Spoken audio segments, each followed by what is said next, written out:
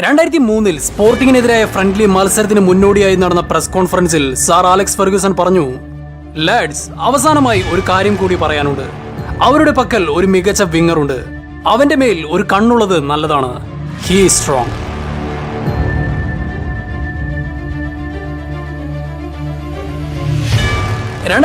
Sporting മാനേജറായിരുന്ന Carlos Queiroz sir Alex ഫെർഗ്യൂസന്റെ assistant മാനേജറായി വന്നതിന് ശേഷം അദ്ദേഹത്തോട് പറഞ്ഞു, സ്പോർട്ടിംഗിൽ ഒരു പയ്യനുണ്ട്, അവനെ ഒന്ന് ശ്രദ്ധിക്കുന്നത് നന്നായിരിക്കുമെന്ന്. സ്വാഭാവികമായും ആ പയ്യന്റെ പേര് ക്രിസ്ത്യാനോ റൊണാൾഡോ എന്ന് തന്നെയായിരുന്നു. ഒരുപക്ഷെ ആ നിമിഷം മുതൽ തന്നെ സർ അലക്സിന്റെ മനസ്സിൽ ഉദിച്ചിരുന്ന ഒരു കാര്യം തന്നെയായിരുന്നു റൊണാൾഡോയെ ടീമിലെത്തിക്കണം എന്നത്. അതുകൊണ്ട് തന്നെ ഫെർഗ്യൂസൺ തന്റെ റിസർവ് ടീം മാനേജറായ ജിം റയാനെ സ്പോർട്ടിംഗിലേക്ക് അയച്ചു.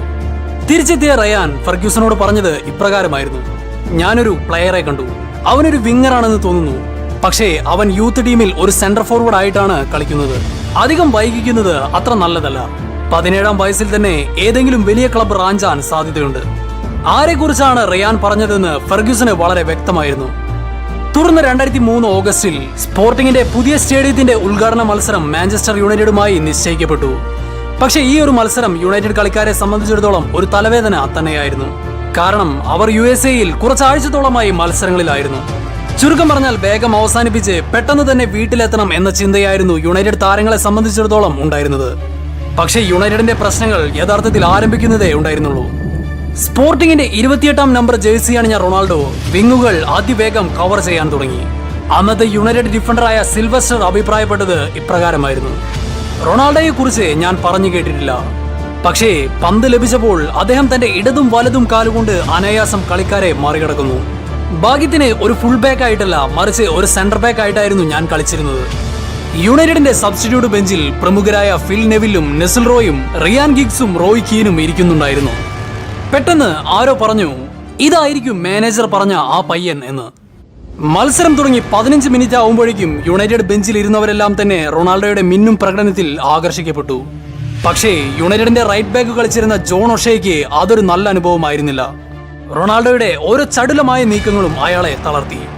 യുണൈറ്റഡ് ഡിഫൻസ് റൊണാൾഡോ അനായാസം മറികടക്കാൻ തുടങ്ങി. ഫെർഗ്യൂസൺ തന്റെ പുസ്തകത്തിൽ എഴുതി, ആദ്യ പകുതിയിൽ ഒരു വലിയ തരത്തിലുള്ള വേദനയുടെ അംശം ഒഷേയുടെ മുഖത്ത് എനിക്ക് കാണാമായിരുന്നു.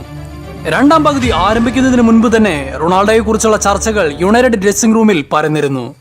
സെക്കൻഡ് ഹാഫ് തുടങ്ങി 8 മിനിറ്റ് ആവുമ്പോഴേക്കും ജോൺ ഒഷയെ സർ അലക്സ് പിൻവലിച്ചു. പകരം ലിഞ്ചിനെ ഇറക്കി.